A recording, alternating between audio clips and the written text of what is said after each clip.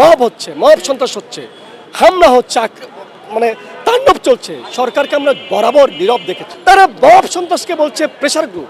এই শক্তি জুলাইয়ের সঙ্গে গাদ্দারি করেছে। উদীচী তো আজকে কেবল আক্রান্ত না, বা ছায়ানট কেবল আজকে আক্রান্ত না।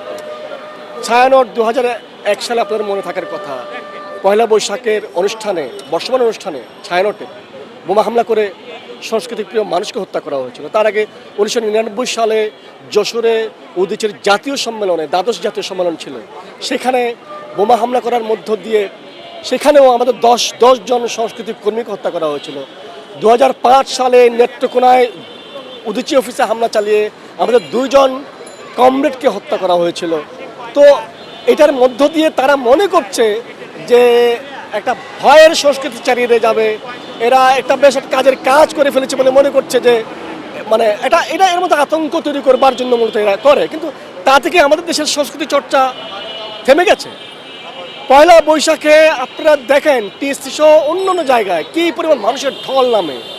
তো উদীচীর মতো সংগঠন সেই 1999 সালে 150-200 সংগঠন ছিল, এখন 450-এরও অধিক সারা দেশে তার শাখা প্রশাখা ছড়িয়ে আছে, দেশের বাইরেও আছে।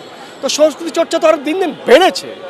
কিন্তু এরা আসলে সংস্কৃতি বা আমাদের প্রগতিশীল যত এলিমেন্ট বা উপাদান বা গণতান্ত্রিক যত প্রতিষ্ঠান, সাংস্কৃতিক যত প্রতিষ্ঠান, প্রগতিশীল যত প্রতিষ্ঠান, এগুলোকে আক্রমণের মধ্য দিয়ে তারা তাদের একটা অন্ধকারের শক্তির যেখানে অস্তিত্ব আছে, এবং তারা যে সোসাইটিকে, সমাজকে, রাষ্ট্রকে নিয়ন্ত্রণ করতে চায় এবং সমাজের মধ্যে একটা বিভাজন জারি রাখতে চায়, তারা আসলে এটা বারবার ক্ষণে ক্ষণে তারা করতে চায়। রাষ্ট্র তো এসব জায়গায় কখনো, এবং আপনার যশোর উদীচী হত্যাকাণ্ডের সময়ও এবং রমনা বটমূলের প্রতিটি সংস্কৃতি কর্মী বা সাংস্কৃতিক তৎপরতার উপর যত হামলা হয়েছে, রাষ্ট্রকে আমরা বারবার এগুলোকে ভিন্ন খাতে প্রভাবিত করে তার রাজনৈতিক স্বার্থ সিদ্ধির উদ্ধার করতে দেখেছি। এবারও তাই।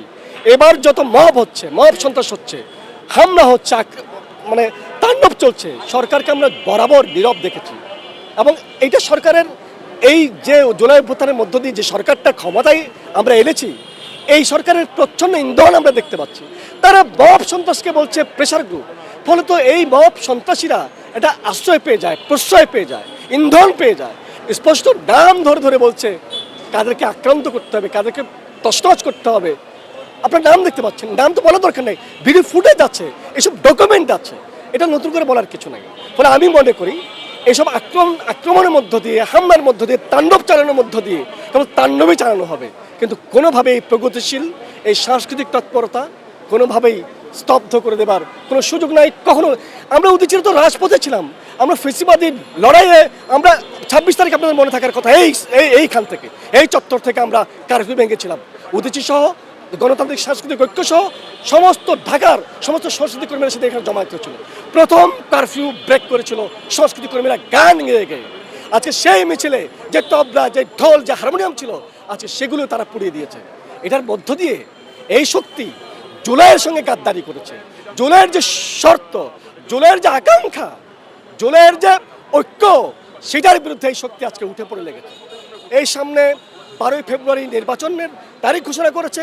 তারা চাইছে এখানে কোনোভাবে এই নির্বাচনের মধ্যে দিয়ে একটা গণতান্ত্রিক সরকার আসুক। তারা গণতন্ত্র চাইছে না।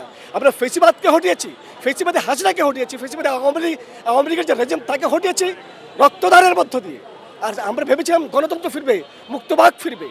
আজকে ভেবেছিলাম ফেসিবাদ বিতাড়িত হয়েছে, কিন্তু না, নতুন এক ফেসিবাদ এখানে আজকে সীমাহীনভাবে উত্থান ঘটেছে।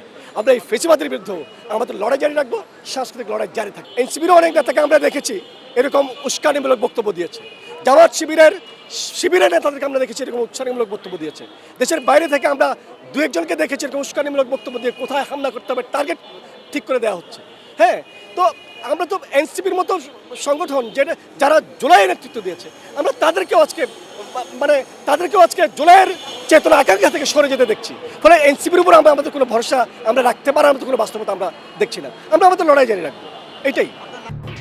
এলো খবরের কাগজ, নিখাদ, নির্ভীক, নিরপেক্ষ।